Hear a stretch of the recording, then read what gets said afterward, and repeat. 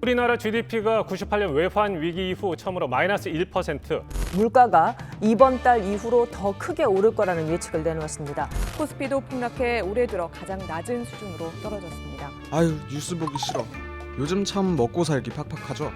대한민국뿐만 아니라 세계 경제가 흔들리고 있는 이 시국에 놀랍게도 혼자 미친 듯한 경제 성장을 이룬 나라가 있습니다. 바로 베트남입니다. 올해 베트남의 경제 성장률은 가히 충격적입니다. 아주 잠깐만 지루한 숫자 얘기를 해볼게요. 올해 베트남의 GDP는 작년에 비해 무려 7.2% 이상 오를 것으로 전망되고 있어요. 이미 3분기 GDP 증가율은 약 13.7%라는 말도 안 되는 숫자를 보이고 있죠. 7.2? 13.7? 뭔 말인지 모르겠어요. 아주 단순하게 연봉으로 비유해보자면 작년에 3천만 원을 벌었던 사람이 올해는 220만 원 정도를 더 벌게 됐다는 건데, 이 돈의 단위가 100조 단위로 넘어간다면 7.2%라는 숫자의 위력은 어마어마하죠. 다른 나라들은 어느 정도냐고요? 세계 1위 경제대국 미국은 안타깝게도 2분기 연속 마이너스 성장률을 기록하면서 2022년 1.6%에 불과한 경제 성장이 예측되고, 작년에는 8.1%라는 무시무시한 수치를 보였던 중국의 경제 성장률은 올해에는 2.8%에 그칠 것으로 예상됩니다. 우리나라의 예상 경제 성장률도 2.8%로 지난 6월에 예상했던 것보다는 0.1% 상향 조정되었습니다.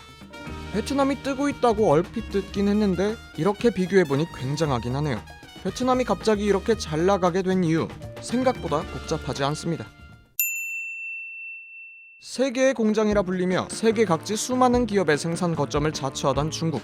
하지만 최근엔 노동자의 인건비가 높아지고 미국과의 갈등으로 인해 기업들이 제재를 받으면서 중국은 제조업 기지로서의 매력을 잃었습니다.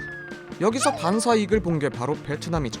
삼성, LG, 인텔, 구글, 폭스콘 등의 글로벌 기업들이 중국 내 공장을 조금씩 철수하면서 그 대체국으로 베트남을 선택한 겁니다. 그 예시로 삼성 스마트폰의 60% 이상은 베트남에서 생산되고 있고, 2025년이면 애플 에어팟 역시 절반 이상이 베트남 공장에서 제조될 것으로 전망됩니다. 베트남은 인건비가 낮을 뿐만 아니라 해외 투자자 및 기업에 세금 혜택을 주거나 외국인 직접 투자를 우호적으로 유치하는 등 정부가 직접 나서 기업 친화적인 정책을 펼치고 있기에 고객들 입장에서는 구미가 당기는 선택지가 아닐 수 없죠. 그 결과 올해 9월까지 발생한 총 무역 흑자는 65억 달러를 돌파했고, 특히 베트남의 최대 수입국 미국은 총 863억 달러를 지출하면서 특급 고객으로 자리매김했죠. 사회주의 국가의 VIP가 미국이라 재밌죠? 베트남의 인구는 자그마치 9,800만 명입니다. 놀라운 건 1억 명에 가까운 베트남 인구 중 60% 정도가 30대 이하라는 점이죠. 당분간 노동인구 걱정은 없겠네요. 베트남의 두터운 청년층을 주목해야 하는 이유는 풍부한 노동력 때문만이 아닙니다.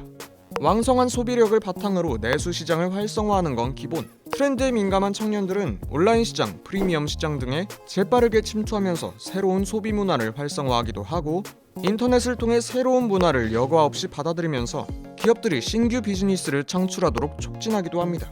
그 대표적인 예시로 베트남의 배달 시장을 들 수 있겠는데요. 사실 베트남에서 음식 배달 서비스가 득세한 지는 그리 오래되지 않았습니다. 하지만 오토바이의 나라라는 명성에 걸맞게 베트남의 배달 시장은 급속도로 성장했는데, 싱가포르의 온라인 쇼핑 기업 쇼피와 차량 호출 서비스 그랩, 인도네시아의 고잭, 거기에 우아한 형제들까지 세계 각지의 기업이 이 블루오션에 뛰어들었고, 결국 베트남 배달 시장은 2021년 8,400억 원 상당의 시장 규모를 달성하게 됐죠. 이 시장이 이토록 성장한 게 베트남의 중장년층 덕일까요? 아님 배달 음식에 푹 빠져있는 청년들 덕일까요?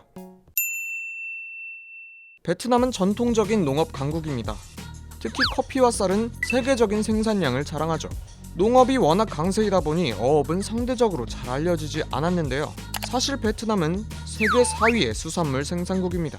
올해 1월부터 9월까지 베트남은 농업, 임업, 수산업으로만 69억 달러의 무역 흑자를 냈습니다. 여기서 주목할 점은 이 분야에는 외국인 직접 투자가 거의 유치되지 않는다는 겁니다.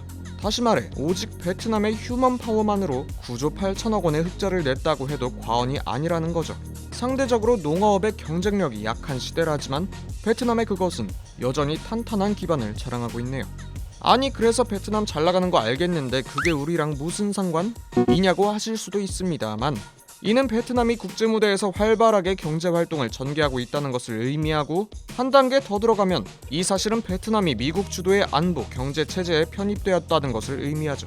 그 어느 때보다 세계가 나뉘어 있는 신냉전 시대에 사회주의 국가 베트남이 미국 중심의 블록에 들어왔다. 베트남의 성장은 앞으로 세계 경제를 넘어 세계 질서의 흐름을 읽는 중요한 지표가 될 전망입니다. 여러 경제 전문가는 2050년쯤이면 베트남이 세계 10위의 경제대국이 될 것으로 예측하고 있는데요. 다가올 미래에 베트남은 한국의 어떤 존재가 될까요? 서로 훌륭한 파트너가 될지, 까다로운 외교 상대가 될지 베트남의 움직임을 주목해야 하겠습니다. 이번 영상을 만든 PD가 추천하는 영상도 보고 가세요.